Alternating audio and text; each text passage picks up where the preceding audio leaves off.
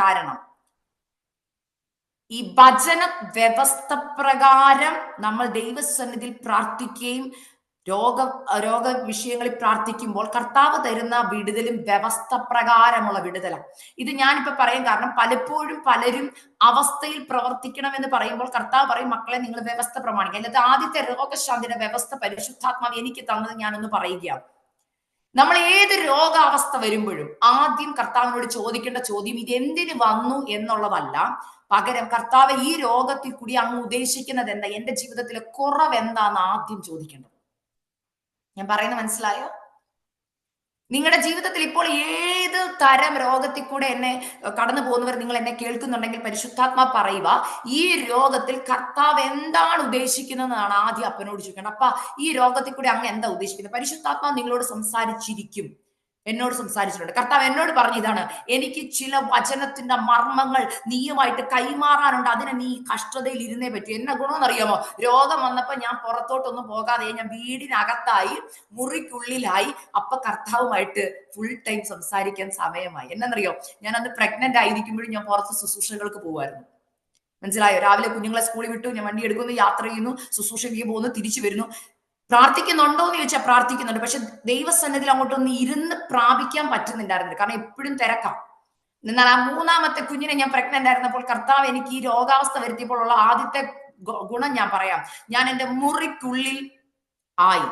ഞാനും കർത്താവും തമ്മിൽ മാത്രമായ ഒരു സമയത്തേക്ക് ദൈവം എന്നെ കൊണ്ടുവന്നു. ഇന്ന് ചിലരോട് പരിശുദ്ധാത്മാ പറയാ, നിന്റെ രോഗക്കിടക്കയിൽ ആരും അടുത്ത് വരാതെ നീ ഒറ്റയ്ക്ക് കിടക്കയിലായിരിക്കുമ്പോൾ ദൈവത്തിന്റെ ഉദ്ദേശം എന്താണെന്നറിയോ?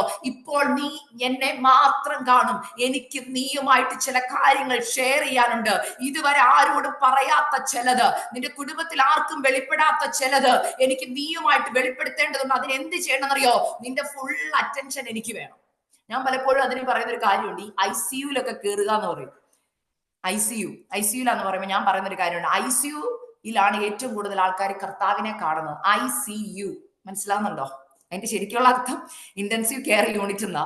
പക്ഷെ ആത്മീകമായി ഞാൻ അതിന് പറയുന്ന ഉത്തരം എന്താണെന്നറിയോ? പലരും ICU കിടക്കുമ്പോഴാണ് കർത്താവിനെ തിരിച്ചറിയുന്നത് ഞാൻ ടെസ്റ്റിമണി കേട്ടിട്ടുണ്ട്. അതിന്റെ റീസൺ അത് സത്യമാണ്. ചുമ്മാ ഒന്ന് മെഡിക്കൽ സയൻസിൽ അങ്ങനെയൊന്നും പേരിട്ടതല്ല. കറക്റ്റാ, ICU ഞാൻ അങ്ങേ കാണുന്നു. കറക്റ്റാ. കട്ടിലേക്ക് കിടക്കുമ്പോ പിന്നെ ആരെ കാണാനാ? നമ്മൾ ഉദ്ദേശിക്കുന്നവർക്ക് ആർക്കും നമ്മുടെ അടുത്ത് വരാൻ പറ്റത്തില്ല, നമ്മളെ സഹായിക്കാൻ പറ്റത്തില്ല. ആ സമയത്ത് ആ എത്ര കഠിനഹൃദയരായവരും അറിയാതെ വിളിച്ചു പോകും, ദൈവമേ എന്നെ ഈ വേദനയിൽ നിന്നൊന്ന് വിടുവിക്കണമേ എന്ന്. ആ വിളിക്കുമ്പോ കർത്താവ് പറയാ, യെസ് ഞാൻ നിനക്ക് ഉത്തരം അരുളാം. പക്ഷെ കർത്താവിന്റെ ഉദ്ദേശം എന്താണെന്ന് കൂടെ ഞാൻ പറയാം. ഈ പലരും എന്നെ രോഗികളായവർ വിളിക്കുന്നത് കൊണ്ട് ഞാൻ ഈ മീഡിയയിൽ വന്ന് തുറന്ന് ഞാൻ അതിന്റെ സത്യാവസ്ഥ പറയാം. കാരണം പലരോടും എനിക്കിതിപ്പോ എപ്പോഴും പറയുമ്പോൾ ചിലർക്കത് അരോചകമായി തോന്നും. പക്ഷെ സത്യമായിട്ട് ഞാൻ പറയാം. രോഗം എന്ന് പറയുന്നത് രണ്ട് വിധത്തിലുണ്ട്. ഒന്ന്, നമ്മൾ പ്രകൃതിയുടെ നിയമം തെറ്റിക്കുമ്പോൾ നമുക്ക് രോഗമുണ്ട്. അപ്പൊ മഴ നനഞ്ഞു പനി വരും, അത് കോമണാണ്. എന്നാൽ ചിലത് രോഗബന്ധനങ്ങളാണ്, ചിലത് ദൈവം അയച്ച് ചില രോഗങ്ങൾ വരും. എന്തിനെന്നറിയോ? ഇപ്പൊ ഉദാഹരണം പറയാം, പൗലോസിന് ഒരു പ്രയാസം ഉണ്ടായിരുന്നു. അത് എന്തിനെന്ന് അവിടെ തന്നെ പറയുന്നുണ്ട്. എന്തിനാ? നെഗളം വരാതിരിക്കാനാണ്. മനസ്സിലാവുന്നുണ്ടോ? അപ്പൊ നമുക്കത് ഒരിക്കലും ദൈവത്തിന്റെ സ്നേഹമായിട്ട് തോന്നത്തില്ല. പക്ഷെ പൗലോസിന് മനസ്സിലായി ഇത് ദൈവത്തിന്റെ സ്നേഹമാണെന്ന്. കാരണം എന്താണെന്നറിയാമോ? പൗലോസിനോട് കർത്താവ് എന്തിനാ പറഞ്ഞ, മോനെ എന്റെ കൃപ നിനക്ക് മതി, എന്റെ ശക്തി ബലഹീനത തികഞ്ഞു, ഇത് മാറ്റത്തില്ലെന്ന് പറയാൻ കാരണം എന്നാ? കർത്താവിന് ഒരു കാര്യമുണ്ട്, പൗലോസ് നീ ചെയ്തെടുത്ത ശുശ്രൂഷ വലുതാ, ശരിയാണ്. പക്ഷെ ശുശ്രൂഷ ചെയ്ത് ശരിയാണ്, എല്ലാവരും നല്ല രീതിയിൽ നിന്നെ പ്രോത്സാഹിപ്പിച്ചു, അനേക സഭകൾ നീ സ്ഥാപിച്ചു. പക്ഷെ നിഗളം വന്ന് എനിക്ക് നീ നഷ്ടമാകാൻ താല്പര്യമില്ല. ഈ രോഗം വന്ന് നീ താഴ്മയോടെ ഇരുന്നാൽ എനിക്ക് നിന്നെ നിത്യത കിട്ടും. ഒരു കാര്യം ആദ്യം തന്നെ ദൂതി ഞാൻ കൈമാറുക, ചില രോഗങ്ങൾ നിങ്ങളെ മാറാതിരിക്കുന്നുണ്ടെങ്കിൽ, പ്രാർത്ഥിച്ചിട്ടും വിടുതൽ കിട്ടുന്നില്ലെങ്കിൽ, ആദ്യത്തെ പർപ്പസ് ദൈവത്തിന്റെ ചിലർക്ക് നെഗളം വരാതിരിക്കാൻ, ചിലര് ദൈവസന്നിധിയിൽ താഴ്മയോടെ ഇരിക്കുവാൻ, ചിലര് ശുദ്ധീകരണം പ്രാപിക്കേണ്ടതിന്, നിത്യതയിൽ നിങ്ങളെ കിട്ടേണ്ടതിന് ചില രോഗങ്ങൾ ദൈവം നിങ്ങളുടെ ശരീരത്തിൽ അനുവദിച്ചേക്കുക. എത്ര പേരത് അക്സെപ്റ്റ് ചെയ്യുമെന്ന് എനിക്കത്, പക്ഷെ എന്നോട് ദൈവം സംസാരിച്ച ഒരു കാര്യമാണ്. മനസ്സിലാവുന്നുണ്ടോ? എത്ര വലിയ ശുശ്രൂഷ ചെയ്യുന്നവർക്ക് ഒരു മുള്ളു കാണും അവരുടെ ജീവിതത്തിൽ. കുടുംബത്തിലായിരിക്കാം, എന്തെങ്കിലും ഒരു മുള്ളു കാണും. ഇപ്പൊ സിബിൻ പാസ്റ്ററൊക്കെ എത്ര വർഷമായിട്ട് മിനിസ്ട്രി ചെയ്യുന്നവരാ. അവരുടെയൊക്കെ ജീവിതത്തിൽ അവർ അനുഭവിക്കുന്ന ഓരോ ചലഞ്ചസ് ഓരോ സെക്കൻഡിൽ ചിലപ്പോൾ അവർക്ക് കയറി വരുന്നുണ്ടാവും. എന്തുകൊണ്ടെന്നറിയാമോ? ശുശ്രൂഷയിൽ നിൽക്കുന്നത് കൃപയാ. എനിക്കുണ്ട് ചലഞ്ചസ്, ഓരോ സെക്കൻഡിലും ഓരോന്നാ. ചില സമയത്ത് പെട്ടെന്ന് വരുമ്പോൾ കർത്താവ് ഇത് എന്താന്ന് ചോദിക്കും. അപ്പൊ കർത്താവ് പറയുന്ന ഒരു കാര്യം, മോനെ നെഗളം വരാതിരിക്കാൻ, ഉറപ്പാ. ചില വേദനകൾ നെകളിക്കാതിരിക്കാനാ എന്നെ ദൈവം പഠിപ്പിച്ചതായതുകൊണ്ടാണ് ഞാൻ നിങ്ങളുമായിട്ട് ഷെയർ ചെയ്യുന്നത്. നമുക്ക് വീടായി, വസ്തുവായി ദൈവം നമുക്ക് അനേക നന്മകൾ തന്നു. തലമുറകളൊക്കെ നല്ല പ്രാർത്ഥിച്ചതുപോലെ നല്ല വിദേശത്തൊക്കെ എത്തി, അവരൊക്കെ സെറ്റിലായി കഴിയുമ്പോൾ നമ്മൾ ഇങ്ങനെ പോകുകയാ. എന്നാൽ കർത്താവ് പറയുക, അങ്ങനെ പോകുമ്പോൾ ഉള്ളിന്റെ ഉള്ളിൽ അറിയാതെ നിഗളം കയറി വന്നാൽ നിത്യതയിൽ എത്തത്തില്ല. കാരണം കർത്താവ് വന്നാൽ പോകാൻ പറ്റത്തില്ല. അതിന് കർത്താവ് ചെയ്യുന്നറിയോ? ചില രോഗം വരുമ്പോൾ നമ്മൾ അപ്പ ഇത് എന്താ പറ്റിയത്? അപ്പയുമായിട്ട് ചേർന്നിരിക്കും, കർത്താവിന്റെ സന്നിധിയിലിരിക്കും. കർത്താവിന്റെ സന്നിധി ശുദ്ധീകരണം പ്രാപിക്കും. കർത്താവ് പറയും, എനിക്ക് നിന്നെ നിത്യത വേണം, അതിനാ ഞാൻ രക്തം തന്ന് നിന്നെ വീണ്ടെടുത്തത്. മനസ്സിലായോ? അതുകൊണ്ട് ചില രോഗങ്ങൾ വരുമ്പോൾ പ്രാർത്ഥിക്കേണ്ട പ്രാർത്ഥന ഇതാ. ഞാൻ പ്രാർത്ഥിക്കാറുണ്ട്. എന്താണെന്നറിയാമോ? അപ്പാ, എന്നെ ശുദ്ധീകരിക്കണം, എന്നെ ശുദ്ധീകരിക്കണം. ഈ രോഗം കൊണ്ട് അപ്പൻ എന്ത് ശുദ്ധീകരണമാണ് ആഗ്രഹിക്കുന്നത്, അത് എന്റെ ജീവിതത്തിൽ ചെയ്തെടുക്കണമേ എന്ന് പ്രാർത്ഥിക്കണം. ഇന്ന് പലരും അങ്ങനെ പ്രാർത്ഥിക്കാനില്ല. അവർക്ക് ദൈവത്തോട് വെറുപ്പാ തോന്നുന്നത്. എന്തുകൊണ്ട് എനിക്കിങ്ങനെ വന്നെന്നാ? എന്നാൽ കർത്താവ് പറയാ, മോളെ, മോനെ, നിന്നെ നിത്യതയിൽ എത്തിക്കണം എന്നുള്ളതാണ് എന്റെ ഉദ്ദേശം. ഈ ജഡത്തിൽ പല രോഗങ്ങൾ വരുമ്പോൾ ശുദ്ധീകരണത്തിന് വേണ്ടി നമ്മൾ ദൈവസന്നിധിയിൽ ചെന്നെത്തും. ഞാനുണ്ട്, എന്റെ ജീവിതത്തിൽ എന്ത് രോഗം വന്നാൽ ഞാൻ ആദ്യം ചോദിക്കുന്നത്, അപ്പാ, എന്റെ ജീവിതത്തിൽ എവിടെയെങ്കിലും വീഴ്ച വന്നിട്ടുണ്ടോ എന്നാ. ഹല്ലേലൂയ. എന്റെ കുഞ്ഞു പ്രായത്തിൽ എന്റെ മമ്മി പഠിപ്പിച്ചൊരു കാര്യമുണ്ട്. കുഞ്ഞു പ്രായത്തിൽ 4 വയസ്സ് 5 വയസ്സൊക്കെ ഉള്ളപ്പം പല്ലുവേദനയൊക്കെ വരുവാണെങ്കിൽ, വായിക്കത്ത് പല്ലുവേദനയോ അല്ലെങ്കിൽ ചെവി വേദനയൊക്കെ മമ്മി ആദ്യം ചോദിക്കുന്ന ക്വസ്റ്റ്യൻ എന്തറിയോ? ദൈവത്തിന് ഇഷ്ടമില്ലാത്ത എന്തെങ്കിലും വാഗൊണ്ട് പറഞ്ഞിട്ടുണ്ടോ എന്ന് ചോദിക്കും. ചെവി വേദന വന്നാൽ ചോദിക്കും, ദൈവത്തിന് ഇഷ്ടമില്ലാത്ത എന്തെങ്കിലും ചെവി കൊണ്ട് കേട്ടിട്ടുണ്ടോ എന്ന് ചോദിക്കും. അതുകൊണ്ട് എന്താ പറയുക, ഇന്നും എനിക്കുന്നുണ്ട് എവിടെയെങ്കിലും തട്ടുമുട്ടോ അല്ലെങ്കിൽ ചെവിയൊക്കെ, കർത്താവേ, ഞാൻ എന്തെങ്കിലും ദൈവത്തിന് ഇഷ്ടമില്ലാതെ ഞാൻ കേട്ടോ, എന്നെ ശുദ്ധീകരിക്കണമേ അപ്പ. അതൊരു റിമൈൻഡർ ആയിട്ട്, അപ്പന്റെ സ്നേഹമായിട്ടാണ് ഞാൻ അതിനെ കാണുന്നത്. ഒരു കൊച്ചടി, ഒന്ന് റിമൈൻഡ് ചെയ്യുക, മോളെ, നോ, നീ പോകരുത് ആ വഴി. കാരണം നിന്റെ ശരീരം എന്ന് പറയുന്നത് ഞാൻ വസിക്കുന്ന മന്ദിരമാ. അതുകൊണ്ട് പാപം ചെയ്യരുതെന്നുള്ള ഒരു റിമൈൻഡറാ. ഈ ജഡത്തിനെ ജയിക്കുവാനുള്ള ഒരു റിമൈൻഡറാണ് ചില രോഗങ്ങൾ. ആകയാൽ ഇന്ന് എന്നെ കേൾക്കുന്ന രോഗികളായവരോട് ഞാൻ പറയും, കർത്താവിനോട് ചോദിക്കണം, അപ്പൊ അങ്ങയുടെ ഉദ്ദേശം എന്താന്ന് ചോദിക്കണം.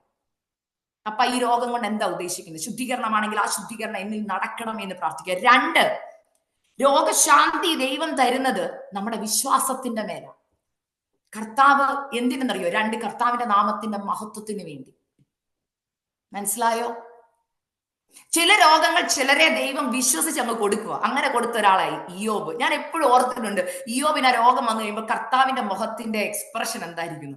കർത്താവ് നല്ല കൂളായിട്ട് സ്വർഗത്തിൽ ഇരുന്നിട്ട് പറയും, എനിക്ക് ഉറപ്പുണ്ട് അവൻ ഈ പരീക്ഷ ജയിക്കും. നിങ്ങളെ നോക്കി എത്ര പേർ കർത്താവ് പറയൂന്ന് പറഞ്ഞേ? നിങ്ങളുടെ ഇപ്പൊ കടന്നു പോകുന്ന രോഗം അവൾ വിശ്വാസത്താൽ പിടിച്ചെടുക്കുമെന്ന് പറയുന്ന കർത്താവ് പറയുമെന്ന് ഉറപ്പുണ്ടോ നിങ്ങൾക്ക്? ചിലരെ കർത്താവ് വിശ്വാസത്തോടെ കൊടുക്കുക. എന്താണെന്നറിയോ? അവർ പുറത്തു വരുമ്പോൾ, ആ രോഗസൗഖ്യം കിട്ടി പുറത്തു വരുമ്പോൾ അതൊരു സാക്ഷ്യമായി പുറത്തു വരും കർത്താവിന് ഉറപ്പുണ്ട്. മനസ്സിലായോ? ചുമ്മാ അങ്ങ് കർത്താവ് കൊടുക്കുവല്ല എല്ലാവർക്കും രോഗം. ചിലരെ കർത്താവ് വിശ്വസിച്ച് കൊടുക്കുക. അങ്ങനെ ഒരു വ്യക്തിയായിട്ട് എനിക്ക് പലപ്പോഴും തോന്നിയിട്ടുള്ളത് എന്റെ മമ്മിയാണ്. ചില കഷ്ടത വരുമ്പോൾ, ചിലത് സഹിക്കുമ്പം ഞാൻ ഓർത്തിട്ടുണ്ട്, കർത്താവെ, എനിക്ക് തന്നെ സങ്കടം തോന്നിയിട്ടുണ്ട്. പല വേദനകൾ മമ്മി കടന്നു പോകുമ്പോൾ മമ്മി പറയും, ഇല്ല മോനെ, ഇതിനകത്ത് തികഞ്ഞു വരാൻ വേണ്ടി, കഷ്ടതയിൽ തികഞ്ഞവളായി പുറത്തു വരേണ്ടതിന് ഈ കഷ്ടത, കർത്താവെ, ഇത് സഹിക്കാനുള്ള കൃപ തരണേന്ന് എന്റെ മമ്മി പ്രാർത്ഥിക്കാറുള്ളൂ. പക്ഷെ ഞാൻ കണ്ടിട്ടുണ്ട്, അത് കഴിഞ്ഞ് മമ്മി വിടുതൽ പ്രാപിച്ച് പുറത്തു വരുമ്പോൾ മമ്മി ഇത് അനേകരോട് സാക്ഷിയായിട്ട് പറയും, അവർക്കൊക്കെ വിടുതൽ നടക്കുന്നത് ഞാൻ കണ്ടിട്ടുണ്ട്. അതുകൊണ്ടാണ് പറഞ്ഞത്, അതൊരു മിനിസ്ട്രി ആയിട്ട് ഏറ്റെടുക്കണം. മനസ്സിലായോ? കർത്താവ് ഇന്ന് ഇയ്യോബിന്റെ പുസ്തകം എന്തുകൊണ്ട് ബൈബിളിലുണ്ട്? കാരണം ഇയ്യോബ് അതിനെ ജയിച്ചത് കൊണ്ടാണ്. ആകയാൽ രോഗശാന്തിയും ആരോഗ്യം തരും. ഒറ്റ കാര്യം, കർത്താവിനെ വിളിച്ചപേക്ഷിക്കും. കർത്താവെ, ഉത്തരം തരാമെന്നാ പറഞ്ഞത്. പലരിപ്പോഴും നമ്മൾ പല ഉത്തരത്തിന് വേണ്ടി പലരുടെ അടുക്ക് പോകും. പക്ഷെ ഉത്തരത്തിന് കർത്താവിനെ വിളിച്ചപേക്ഷിക്കും. 2ാമത്തെ പോയിന്റ് 7ാം വാക്യത്തിൽ ഇങ്ങനെ പറയുന്നു, പ്രവാസികളെ മടക്കി വരുത്തി പണ്ടത്തെ പോലെ അവർക്ക് അഭിവൃദ്ധി വരുത്തും. പ്രവാസികളെ മടക്കി വരുത്തും. എന്തോ ഈ പ്രവാസികളെ മടക്കി വരുത്തുക എന്ന് പറയുന്നത്? നമ്മൾ അവിടെ ആദ്യം ചിന്തിക്കുന്നത് ഗൾഫിലും അവിടെയൊക്കെ കിടക്കുന്ന പ്രവാസികളായ ആൾക്കാരെ മടക്കി വരുത്തുന്ന. ഏകദേശം നമ്മൾ അങ്ങനെയൊക്കെ ഊഹിക്കുമെങ്കിലും ഇവിടെ എനിക്ക് പരിശുദ്ധാത്മാവ് തന്ന ദൂതിതാണ്. ശത്രു അടക്കി വെച്ചതിനെ, ഒതുക്കി വെച്ച ചിലതിനെ പ്രവാസത്തിലേക്ക് കൊണ്ടുവന്ന് പറഞ്ഞാൽ സ്വാതന്ത്ര്യമില്ലായ്മയാണ്. ശത്രു ചിലതിനെ ഒതുക്കി വെച്ചേക്കുകയാണ് ചില വീടുകളിൽ. മനസ്സിലാവുന്നുണ്ടോ? മുറിക്കുള്ളിൽ ഒതുക്കി വെച്ച ചിലത്. പരിശുദ്ധാത്മാവ് ഇന്ന് രാവിലെ ഞാൻ പ്രാർത്ഥിച്ചു വന്നപ്പോ എനിക്ക് ആ വാക്യം വന്നിട്ട് പറഞ്ഞു, ഇന്ന് എന്നെ ഈ കേട്ടുകൊണ്ടിരിക്കുന്ന ഡിവൈസിലുള്ള ചിലരുടെ വീടുകളിൽ ചില തലമുറകൾ മുറിക്കുള്ളിൽ പിശാച് ഒതുക്കി വെച്ചിട്ടുണ്ട്. പുറത്ത് പറയാൻ പറ്റുന്നില്ലെന്നേ ഉള്ളൂ. നമുക്കിന്ന് പുറത്തു പറയാൻ പേടിയാ. ആൾക്കാർ നമ്മളെ ജഡ്ജ് ചെയ്യും പെട്ടെന്ന്. ഞാൻ അങ്ങനെയുള്ള തലമുറകളായിട്ട് ഡീൽ ചെയ്യുന്നത് കൊണ്ടാണ് ഞാൻ പറയുന്നത്. ഉള്ളിൽ വീടിന്റെ അകത്ത് ഒതുക്കി വെച്ചേക്ക. പുറത്ത് വരത്തില്ല. പുറത്ത് വന്നാൽ ഭയങ്കര ദേഷ്യവും അമ്മയും അപ്പനും ഒക്കെ ആയിട്ട് ഭയങ്കര കലിപ്പ. അവർക്ക് പിള്ളേർക്ക് ഇത് ചെയ്യാൻ പറ്റുന്നില്ല. അപ്പൊ നമുക്ക് അവരോട് ദേഷ്യം വരും. എന്നാൽ പരിശുദ്ധാത്മാവ് എന്നോട് അന്ന് പറഞ്ഞൊരു കാര്യമുണ്ട്, ഇതിന്റെ മേഖല മനസ്സിലാക്കണം. ഇത് ശത്രു ഒതുക്കി വെച്ചേക്കുക അവരെ. കർത്താവ് പറയാം, നീ എന്നെ വിളിച്ചപേക്ഷിക്ക, ഞാൻ നിനക്ക് ഉത്തരം വരണം. എന്താണെന്നറിയോ? ആ തലമുറ ദൈവത്തിന് വിലപ്പെട്ടതാ. അതിനെ കർത്താവ് പുറത്തു കൊണ്ടുവരിക തന്നെ ചെയ്യും. ഞാനിത് പറയുമ്പോൾ ഞാൻ പറഞ്ഞില്ലേ, പലരുടെ അനുഭവങ്ങൾ കേൾക്കുകയും കാണുകയും നേരിട്ടറിഞ്ഞതിന്റെ വെളിച്ചത്തിൽ ഞാൻ പറയുകയാണ്. അനേക കുഞ്ഞുങ്ങൾ ഇന്ന് കേരളത്തിലും അമേരിക്കയിലും വിവിധ രാജ്യങ്ങളിലും ഒരു സമയം കഴിഞ്ഞു കഴിഞ്ഞാൽ അവരെ പിശാച് അവരുടെ മനസ്സിനെ കൈയടക്കി അവരെ മുറിക്കുള്ളി കൊണ്ടുപോയി അവരെ കൊണ്ട് അവരുടെ ഹൃദയത്തിൽ പോലും അവർക്ക് ചെയ്യണ്ടെന്ന് തോന്നുന്ന പല കാര്യങ്ങൾ അവരെ കൊണ്ട് ചെയ്യിപ്പിച്ച് ശത്രുവിന്റെ അടിമത്തത്തിനകത്താക്കി വെക്കുമ്പോൾ പുറത്ത് ഒരു മാതാവ് കർത്താവിനെ വിളിച്ചപേക്ഷിക്കാനുണ്ടെങ്കിൽ കർത്താവ് പറയാം, ഞാൻ നിനക്ക് ഒരു ഉത്തരം തരും. അത് നീ നിന്റെ തലമുറയെ കുറിച്ച് കരുതി ഉത്തരമല്ല, ആ തലമുറയെ കുറിച്ചുള്ള എന്റെ ഉത്തരം ഞാൻ നിനക്ക് വെളിപ്പെടുത്തി തരാം. ഞാൻ ഇത് പറയാൻ കാരണം എന്നറിയോ? പല മാതാക്കൾ എന്നെ വിളിക്കും പറയുന്നുണ്ട്, സിസ്റ്റർ ഞാൻ എന്റെ കുഞ്ഞിനെ കൗൺസിലിങ്ങിന് കൊണ്ടുപോകുന്നു. കൗൺസിലിങ്ങിന് ഞാൻ എതിരല്ല കേട്ടോ, ഞാൻ ഒരിക്കലും കൗൺസിലിങ്ങിന് എതിരല്ല. ചിലരുണ്ട് ഭർത്താക്കന്മാരെ കൗൺസിലിങ്ങിന് കൊണ്ടുപോകുന്നവരുണ്ട്, മദ്യപാനത്തിന് അടിമകളായവര്, മയക്കുമരുന്നിന് അടിമകളായവര്. ഞാനിത് പബ്ലിക്കായിട്ട് ഞാൻ തുറന്നു പറയുക, പലരും ഇത് പറയുന്നില്ല. പല വീടുകളിൽ ഇന്ന് മദ്യപാനികളുണ്ട്, വിശ്വാസികളായ മദ്യപാനികളുണ്ട്. മനസ്സിലായോ? തുറന്നു പറയുക. അനേക സഹോദരിമാർ എന്നെ വിളിക്കും, പറയും സിസ്റ്റർ പുറത്ത് പറയാൻ പറ്റത്തില്ല, എന്റെ ഭർത്താവ് കുടിക്കുന്നുണ്ട്. ഞാനതാ പറഞ്ഞത്, ഞാൻ വചന ശുശ്രൂഷിക്കും പറഞ്ഞത്, കർത്താവെ അങ്ങ് പറയുന്നത് ഞാൻ തുറന്നു പറയും. എങ്ങനെ ആൾക്കാർ ജഡ്ജ് ചെയ്താലും മൈൻഡ് ചെയ്യത്തില്ല ഒരാളല്ല ഞാൻ. കർത്താവ് പറഞ്ഞത് ഞാൻ തുറന്ന് നമ്മുടെ സമൂഹത്തിൽ ഇത് പ്രസംഗിക്കേണ്ടത്. മദ്യപാനികൾ ദൈവരാജ്യം അവകാശമാക്കുകയില്ല. അതിനെ എങ്ങനെ ലഘൂകരിച്ചാലും ദൈവവചനത്തിന് ഒരു മാറ്റവുമില്ല.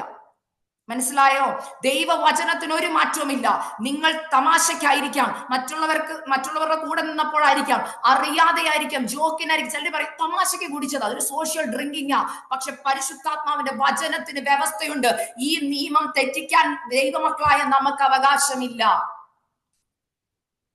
പുറമെ ചർച്ചയിൽ പോകുന്നുണ്ടാവാം, പുറമെ മാന്യരായിരിക്കാം, എന്നാൽ നമ്മുടെ ശരീരം കൊണ്ട് നമ്മൾ ചെയ്യുന്ന ഓരോ പാപത്തിനും കണക്ക് കൊടുക്കേണ്ടി വരും. കർത്താവ് പറഞ്ഞു, ഈ മന്ദിരത്തെ നശിപ്പിക്കുന്നവനെ ഞാനും നശിപ്പിക്കും. ചില കുടുംബങ്ങളിൽ കിടന്ന് കളിക്കുന്ന പാപത്തിന്റെ പ്രവർത്തികളാണ് അത് തലമുറകളിലും അവരുടെ ശരീരങ്ങളിലും ശത്രു ബന്ധിക്കാൻ കാരണമായി തീരുന്നത്. അതുകൊണ്ട് പറയുക, പ്രവാസികളെ മടക്കി വരുത്തും. ഭർത്താക്കന്മാരെ ഓർത്ത് കരയുന്ന ഭാര്യമാരോട് ഞാൻ പറയുക, പ്രവാസികളെ മടക്കി നിങ്ങളുടെ കയ്യിൽ തരും. ശത്രു ഒതുക്കി വെച്ചതിനെ. അവിടെ പറയുന്ന ഒരു കാര്യമുണ്ട്, അവർക്ക് അഭിവൃദ്ധി വരുത്തൂന്ന്. എന്ത് അഭിവൃദ്ധിയാ? ഞാൻ പറഞ്ഞില്ല, ഇവിടെ പറയുന്ന കോൺടെസ്റ്റ് പ്രവാസത്തിൽ പോയതാണെങ്കിൽ പരിശുദ്ധാത്മാവ് എനിക്ക് തന്നത് നിങ്ങളുടെ അടുക്കിൽ നിന്ന് മാറ്റി, അതായത് ദൈവിക ഉദ്ദേശങ്ങളിൽ നിന്ന് മാറ്റിക്കൊണ്ടുപോയി നശിപ്പിക്കുന്ന ചിലത്, കുടുംബജീവിതങ്ങളെ നശിപ്പിക്കുന്ന ചില പൈശാചിക ബന്ധനങ്ങളുണ്ട്. ഭാര്യ ഭർത്താക്കന്മാരെ വേർപിരിക്കുന്ന ശത്രു, അല്ലെങ്കിൽ തലമുറകളെ മുറിക്കുള്ളിൽ അടക്കുന്ന ശത്രു. മനസ്സിലാവുന്നുണ്ട്? ബന്ധമില്ല, മക്കളും അമ്മയും അപ്പനുമായിട്ട് ബന്ധമില്ല, ഭാര്യയും ഭർത്താവും തമ്മിൽ ബന്ധമില്ല. ഇങ്ങനെ പ്രവാസത്തിൽ കൊണ്ടുപോവാ, അവിടെ കൊണ്ട് നശിപ്പിക്കുവാണ്. അല്ലെങ്കിൽ അങ്ങനെയുള്ള സാഹചര്യങ്ങൾ വരുമ്പോ ദൈവജനമേ നമ്മൾ ഉണരണം. ഞാൻ എന്നും പറയുന്ന ഒരു കാര്യമോ, ഒരു വീട്ടിൽ ഒരമ്മ അല്ലെങ്കിൽ ഒരു അപ്പൻ അല്ലെങ്കിൽ ദൈവസന്നിധിയിൽ കണ്ണുനീരൊഴുക്കാനുണ്ടെങ്കിൽ കർത്താവ് പറയാം, മോളെ എന്നെ വിളിച്ചപേക്ഷിക്ക്, ഞാൻ നിനക്ക് ഉത്തരം തരാമെന്നാ പറഞ്ഞത്. പക്ഷെ അതിന് വില കൊടുക്കണം, വില കൊടുക്കണം.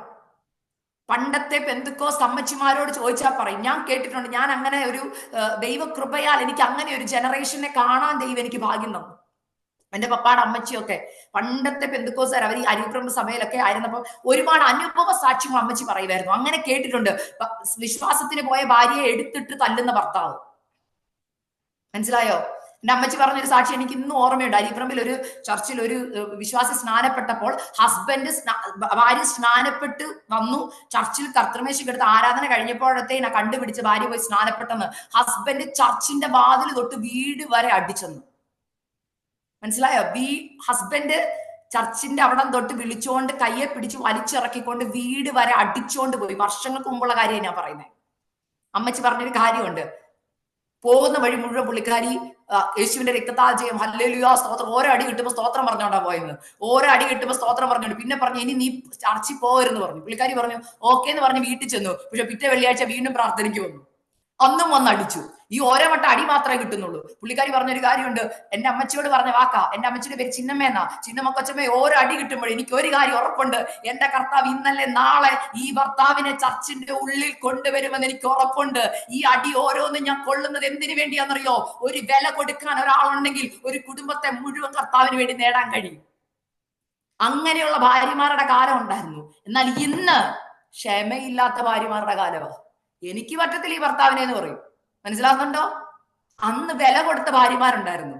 അന്ന് ഭർത്താക്കന്മാർക്ക് വേണ്ടി കരയുന്ന ഭാര്യമാരുണ്ടായിരുന്നു, ഉപവസിക്കുന്ന ഭാര്യമാരുണ്ടായിരുന്നു. ഇന്ന് വില കൊടുക്കാൻ പറ്റുന്നില്ല. കാരണം ശത്രു ഹൃദയങ്ങളെ മടുപ്പിക്കുക. ഞാനത് പബ്ലിക്കിൽ പറയുക, കാരണം ഞാൻ അങ്ങനെയുള്ള കാര്യങ്ങൾ കേൾക്കുന്നത് കൊണ്ട് പറയുക. സിസ്റ്ററെ, എനിക്ക് മടുത്തു, എനിക്ക് ഈ ഭർത്താവായിട്ട് ജീവിക്കാൻ പറ്റത്തില്ല.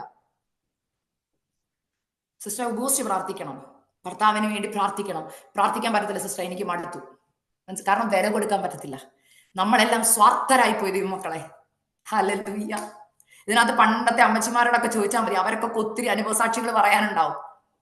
അടി കിട്ടിയും ചവിട്ട് കിട്ടിയും പട്ടിണി കിടന്നും കുടുംബങ്ങളെയും തലമുറകളെയും നേടി അപ്പച്ചന്മാരുടെയും അമ്മച്ചിമാരുടെയും കൊച്ചുമക്കളായി നമ്മളിങ്ങനെ വരുമ്പോൾ ഇന്ന് നമുക്ക് പറയാനുള്ളത് എന്താണെന്നറിയാമോ? എനിക്ക് ദൈവസന്നിധിയിൽ അങ്ങനെ ഉപവസിച്ച് പ്രാർത്ഥിക്കാനൊന്നും സമയമില്ല, എനിക്ക് ജോലിയുണ്ട്, എനിക്ക് പല കാര്യങ്ങൾ ചെയ്യാനുണ്ട്, ഞാൻ ചെയ്താലേ എനിക്ക് ചിലത് കിട്ടത്തുള്ളൂ. കർത്താവ് പറയുക, ഞാൻ തരാം ഉത്തരം. പക്ഷെ അതെന്ത് ഉത്തരവാണെന്നറിയാമോ? കുടുംബത്തെ മൊത്തം ശരിയാക്കി കർത്താവ് കൈ തരും. നമ്മൾ ശരിയാക്കിയാൽ ഒരാളെ ചിലപ്പോൾ ശരിയാക്കാൻ പറ്റത്തുള്ളൂ. മനസ്സിലായോ? ചില വീടുകളിൽ തലമുറകളെയാ പിശാച് കൊണ്ടുപോകുന്നത്. ആ തലമുറയെ കൊണ്ടുപോകുമ്പോൾ അമ്മ ഇരിക്കും ഉപവസിക്കാൻ, അമ്മ ഇരിക്കുമ്പോൾ അപ്പനും ഇരിക്കും ഉപവസിക്കാൻ. കുറച്ച് കഴിയുമ്പോൾ അമ്മയും അപ്പനും ഒരുമിച്ച് ഉപവസിച്ച് പ്രാർത്ഥിച്ച് ആ തലമുറ പുറത്തു വരും. ഞാൻ പറഞ്ഞു, ഇന്ന് ഞാൻ പറഞ്ഞു, എനിക്ക് പറയാൻ പറ്റില്ല, പക്ഷെ ഒരു ടെസ്റ്റിമണി ഉള്ളത് കൊണ്ട് ഞാൻ പറയുക. ഒരു കുഞ്ഞ് ഒരു പൈതലിന് വേണ്ടി ഞാൻ പ്രാർത്ഥിച്ചപ്പോൾ കണ്ട, ആ കുഞ്ഞ് വീടിന് റൂമിനകത്തിരിക്കുമായിരുന്നു. പ്രാർത്ഥിച്ച് ആ കുഞ്ഞ് പുറത്തു വന്ന് ഞാൻ കണ്ടു. ഇന്ന് അവർ കുടുംബമായിട്ട് കർത്താവിന് വേണ്ടി ശക്തമായിട്ട് നിൽക്കുന്ന കാണുമ്പോൾ എനിക്ക് ഭയങ്കര സന്തോഷമാണ്. കാരണം എന്നാ, ഒരാളും അകത്ത് കയറിയതാ, പക്ഷെ പുറത്ത് കരയാനും പ്രാർത്ഥിക്കാനും അവർക്ക് വേണ്ടി വില കൊടുക്കാനും നമ്മൾ തയ്യാറായാലുണ്ടല്ലോ, അനേക തലമുറകൾ പുറത്തു വരും. ഇന്ന് അനേകർക്ക് അതിന് സമയമില്ല. അതുകൊണ്ട് ഞാൻ പറയാം, പ്രവാസികളെ മടക്കി ദൈവം വരുത്തും. നമ്മൾ കൊടുക്കേണ്ട വില എന്താണെന്നറിയോ?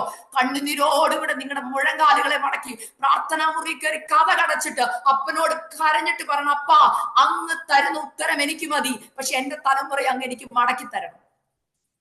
ഭർത്താവിനെ മടക്കി തരണം.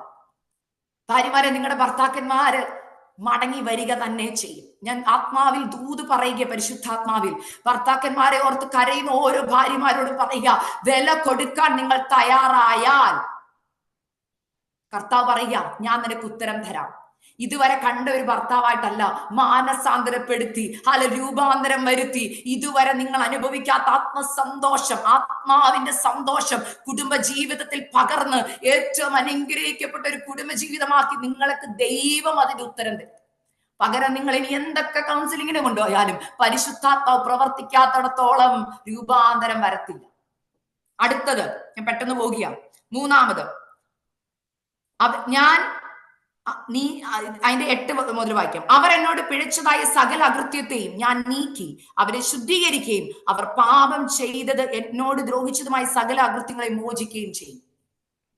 എന്തുവാണ് അതിന്റെ അർത്ഥം?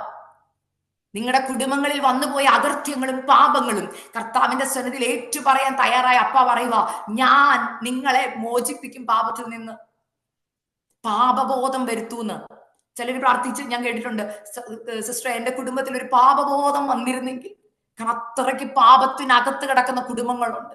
കർത്താവ് പറയും, എന്നെ വിളിച്ചപേക്ഷിക്കും, ഞാൻ പാപബോധം വരുത്താം. ചിലരെ കൊണ്ട് സംസാരിപ്പിക്കാൻ നോക്കും. എന്നോട് ചിലർ പറയണ്ട, സിസ്റ്റർ ഒന്ന് സംസാരിക്കാവോ അവരോട്? ഞാൻ പറയും, സിസ്റ്റർ സംസാരിച്ചാൽ ഒന്നും നടക്കത്തില്ല, 100% എനിക്കറിയാവുന്ന കാര്യമാണ്. എന്നാൽ പരിശുദ്ധാത്മാവ് സംസാരിച്ചാലോ? പരിശുദ്ധാത്മാവ് രാത്രി യാമങ്ങളിൽ സ്വപ്നങ്ങളിൽ കൂടെ ഇടപെട്ടവരെ എനിക്കറിയാം. അമ്മമാരിരുന്ന് പ്രാർത്ഥിക്കുമ്പോൾ, കഴിഞ്ഞ ദിവസം ഒരു സിസ്റ്റർ എന്നോട് ഒരു ടെസ്റ്റിമണി പറഞ്ഞു. മോന് ഒട്ടുമിണ്ടത്തിൽ അമ്മയോട്, വർഷങ്ങളായി അമ്മയോട് മിണ്ടിയിട്ട്, എന്നാൽ ഈ അമ്മ എന്നും ചെയ്തുകൊണ്ടിരുന്ന ഒരു കാര്യം എന്നോട് പറഞ്ഞു. എല്ലാ ദിവസവും അവന്റെ മുറിയുടെ വാതിൽക്കൽ ചെന്നിരുന്നിട്ട് 91-ാം സങ്കീർത്തനവും 18-ാം സങ്കീർത്തനവും അവിടെ ഇരുന്ന് ഉറക്കെ വായിക്കും. ചിലപ്പോ വന്ന് കഥക് തുറന്നിട്ട് അമ്മയെ തെറി വിളിക്കും, പറയും, നിർത്തുന്നുണ്ടോ, എനിക്കിത് കേൾക്കുമ്പോൾ അത് തുറങ്ങാൻ പറ്റത്തില്ല. അമ്മ പതുക്കെ വായിക്കാൻ തുടങ്ങി. പതുക്കെ വായിക്കുമ്പോഴും അവൻ പറയുക, ചെവി പൊട്ടിപ്പോകുന്നെന്ന്. അമ്മ പറയും, ഞാൻ ഉറക്കെ വായിച്ചില്ലല്ലോ. അപ്പൊ അമ്മയ്ക്ക് മനസ്സിലായി, ഹല്ലേലൂയ, ദൈവവചനം, ഹല്ലേലൂയ, അത് പാറയിടിക്കുന്ന ചുറ്റികയെ പോലെയാ. ഹല്ലേലൂയ. ദൈവവചനം അപ്പുറത്തെ മുറിയിലിരുന്നായിരിക്കും നീ പറയുന്നത്, എന്നാൽ അത് ചെവിയെ തുളച്ച് അവരുടെ ഹൃദയങ്ങൾക്കകത്ത് രൂപാന്തരം വരുത്തും. ആന്റി പറഞ്ഞ ടെസ്റ്റിമണി ഇങ്ങനെയാണ്. 3 മാസത്തോളം ആ അമ്മയോട് ഒട്ടും വർഷങ്ങളായി മിണ്ടത്തില്ല, 3 മാസമായിട്ട് ഒട്ടും മിണ്ടത്തില്ല. അങ്ങനെ ഇരുന്ന ആ മോന് ഹല്ലേലൂയ വചനം പറയാൻ, ഞാൻ ആന്റിയോട് പറയുമായിരുന്നു, ഇന്നും ആന്റി 18-ാം സങ്കീർത്തനം വായിക്കണം. നീ എന്റെ ദൈവത്തെ കത്തിക്കും, നീ എന്റെ അന്ധകാരത്തെ പ്രകാശമാക്കും, നിന്നാൽ ഞാൻ പടക്കൂടത്തിന് നേരെ പാഞ്ഞു ചെല്ലും, എന്റെ ദൈവത്താൽ ഞാൻ ഈ മതിൽ ചാടിക്കിടക്കും. ഇപ്പൊ മുമ്പിൽ വെച്ചിരിക്കുന്ന മതിൽ എന്താണെന്നറിയോ? ഒരു വലിയ മതിലാ. മോനപ്പറയും അമ്മ ഇപ്പറയും. എന്നാൽ അമ്മയോട് ഞാൻ പറഞ്ഞു കൊടുത്ത വചനം ഇതാണ്. പരിശുദ്ധാത്മാവ് ഇങ്ങനെ പറഞ്ഞത്, നിന്നാൽ ഞാൻ പടക്കൂടുന്ന നേരെ പാഞ്ഞ് എന്റെ ദൈവത്താൽ ഞാൻ ഈ മതിൽ ചാടിക്കടക്കും. അതായത് എന്റെ മുമ്പിൽ വെച്ചിരിക്കുന്ന ഞങ്ങളുടെ ബന്ധങ്ങളെ തമ്മിൽ വേർതിരിക്കുന്ന ഈ മതിലുണ്ടല്ലോ, ഇതിനെ ഞാൻ ചാടിക്കടക്കും. അതിനെ വെറുതെ ചാടാൻ പറ്റത്തില്ല, പകരം വചനം എന്ന ചുറ്റിക കൊണ്ട് ആ മതിലിനെ ഓരോ വാക്യം കൊണ്ട് തകർക്കുന്നതായിരിക്കണം. ആന്റി വിശ്വാസത്തോടെ അത് ഏറ്റെടുത്ത്. ആന്റി പറഞ്ഞൊരു കാര്യം, ഒരു ദിവസം രാവിലെ വെളുപ്പിന് 5:30 ആയപ്പോൾ മോൻ വന്ന് കതകെ കൊട്ടിയിട്ട് അമ്മ എന്ന് കതക് തുറന്നപ്പോൾ കെട്ടിപ്പിടിച്ചിട്ട് പറയുക, അമ്മ ഇന്നലെ രാത്രി ഞാൻ ഒരു സ്വപ്നം കണ്ടു, ഞാൻ മരിച്ചു പോകുക. അല്ലെങ്കിൽ ഞാനൊരു അഗാധത്തിലേക്ക് പോയി, അവിടെ ഞാൻ ഒറ്റയ്ക്കാ. ഞാൻ നോക്കിയപ്പോ എന്റെ അമ്മ അവിടെ ഇല്ല. ഞാൻ പേടിച്ചു പോയമ്മ. ഇതെന്തോ ഒരു അനുഭവം. അവിടുന്ന് ഒരു ശബ്ദം എന്നോട് പറഞ്ഞു, നീ അമ്മയുടെ അടുക്കലേക്ക് ഓടിപ്പോകാൻ. ആ ഒരു ശബ്ദം ആ മകനെ മാനസാന്തരപ്പെടുത്തിയെന്ന് നിങ്ങളൊന്ന് ഓർത്തു നോക്കിക്കേ. നിങ്ങളുടെ പ്രാർത്ഥനയ്ക്ക് മറുപടി കിട്ടുമോ? കിട്ടും. പകരം നമ്മൾ കുറെ കാര്യങ്ങൾ മാനുഷികമായി ചെയ്താൽ, മറ്റുള്ളവരോട് പറഞ്ഞാൽ, നിങ്ങളുടെ മക്കളുടെ വേവലാതികൾ മുഴുവൻ നിങ്ങൾ ആരോടൊക്കെ പറഞ്ഞാലും അവർക്ക് ഉത്തരം തരാൻ പറ്റത്തില്ല. പക്ഷെ കർത്താവ് പറയും, എന്നെ വിളിച്ചപേക്ഷിക്ക്, ഞാൻ നിനക്ക് ഉത്തരം അരുളാം. ദൈവമക്കളെ, ചിലപ്പോൾ 2 മണിക്കും 3 മണിക്കും ചിലപ്പോൾ നിങ്ങൾക്ക് പെട്ടെന്ന് പാസ്റ്ററെ വിളിക്കാൻ പറ്റിയെന്ന് വരത്തില്ല, ആരെയും വിളിക്കാൻ പറ്റിയെന്ന് വരത്തില്ല. പക്ഷെ കർത്താവ് പറയാ, എന്നെ വിളിച്ചപേക്ഷിക്ക്. എന്റെ കണക്ഷൻ എപ്പോഴും ഓൺലൈനിലുണ്ട്. കർത്താവ് ഒരിക്കലും ബിസി അല്ല. കർത്താവ് ഒരിക്കലും കോൾ ലേറ്റ് എന്ന് പറയത്തില്ല. കർത്താവ് ഒരിക്കലും പിന്നെ വിളിക്കാൻ പറയത്തില്ല. കർത്താവ് പറയും, ഇപ്പൊ വേണം ഉത്തരം തരാം. പക്ഷെ ചില ഉത്തരം കർത്താവ് എന്തിനാണെന്നറിയോ ബ്രാക്കറ്റ് പീരീഡ് വെക്കുന്നത്? ചിലതിന് സമയം വെച്ചിരിക്കുന്നത് എന്തിനാണെന്നറിയോ? ഒറ്റയടിക്ക് അങ്ങോട്ട് തന്നാൽ അതിന്റെ മഹത്വം ചിലർക്ക് മനസ്സിലാവത്തില്ല. എന്നാൽ ചില സമയങ്ങൾ നമ്മൾ സമയമെടുത്ത് അത് ക്ഷമയോടുകൂടെ കാത്തിരിക്കുമ്പോൾ, ക്ഷമയോടെ കാത്തിരുന്ന് കിട്ടുന്ന മറുപടിക്ക് അത് അത്ര ശ്രേഷ്ഠതയുള്ള മറുപടിയാണ്. ഹല്ലേലൂയ. അടുത്തത് ഞാൻ പെട്ടെന്ന് പോവുകയാണ്. 4-ാമത്തെ വാക്യം, സകല ഭൂജാതികളുടെ മുമ്പാകെ അതെനിക്ക് ആനന്ദനാമവും പ്രശംസയും മഹത്വവുമായിരിക്കും. ദൈവം തരുന്ന ഉത്തരത്തിന്റെ പ്രത്യേകത. അടുത്തത്, നമ്മുടെ ജീവിതത്തിൽ ദൈവം ചെയ്യുന്ന നന്മയെക്കുറിച്ച് അവിടെ പറഞ്ഞ എല്ലാ നന്മയെക്കുറിച്ച് കേൾക്കുന്ന സകല ഭൂജാതികളുടെയും മുമ്പാകെ അതും എനിക്ക് ആനന്ദവും മഹത്വമായി തീരും. ഇപ്പൊ ചില വിടുതലുകൾ നമ്മുടെ ലൈഫിൽ നടന്നു കഴിയുമ്പോണ്ടല്ലോ, പലർ അതിനെക്കുറിച്ച് കേട്ട് കഴിയുമ്പോണ്ടല്ലോ, അത് ദൈവത്തിനും മഹത്വവും ആനന്ദവുമായി തീരും. ദൈവം തരുന്ന ഉത്തരം കണ്ടോ? അപ്പൊ ഇന്ന് ഞാനിത് ഈ വാക്യം എന്നോട് ഇടപെട്ടപ്പോ പറഞ്ഞൊരു കാര്യം ഞാൻ പറയുക. എന്തോ ഈ ആനന്ദവും മഹത്വമാണെന്ന് പറയാൻ കാരണം, ഇന്ന് ആനന്ദം നഷ്ടപ്പെട്ട് ചിലപ്പം പേരുദോഷം കേട്ട് നിന്ന കേട്ട് പുറത്തിറങ്ങാൻ പറ്റാത്ത അപമാനം പേറി നിൽക്കുന്ന ചിലരോട് പറയുക, എന്നെ വിളിച്ചപേക്ഷിക്ക്, ഞാൻ ഉത്തരം തരാം. ഇന്ന് നീ തല കുനിങ്ങപ്പെട്ടവളായിട്ടായിരിക്കാം അനേകരുടെ മുമ്പിൽ നിൽക്കുന്നത്. ഇന്ന് പലരും നിനക്ക് അപവാദം പറയുന്നുണ്ടാവാം. ഇന്ന് പലരും നിന്നെ നോക്കി പരിഹസിക്കുന്നുണ്ടാവാം. സഹോദരി, പരിശുദ്ധാത്മ വ്യക്തമായിട്ട് നിങ്ങളോട് പറയുക, നിങ്ങളുടെ കണ്ണുനീരുണ്ടല്ലോ, പലരും നോക്കി പറഞ്ഞ അപമാനങ്ങളുണ്ടല്ലോ, അപവാദങ്ങളുണ്ടല്ലോ, ചെയ്യാത്തത് ഓരോന്നും കുറ്റം ചുമത്തി പറയുമ്പോൾ അകത്ത് വേദനപ്പെട്ട് നുറുങ്ങി കരയുന്ന ചിലരോട് പരിശുദ്ധാത്മ പറയാ, നാളെ ഞാൻ നിനക്ക് ഉത്തരം തരുമ്പോൾ അത് അനേകരുടെ മുമ്പിൽ അതൊരു ആനന്ദവും പ്രശംസയും മഹത്വമാക്കി നിങ്ങളെ മാറ്റും. പ്രശംസയാക്കി മാറ്റുമെന്ന്. ഹല്ലേലൂയ.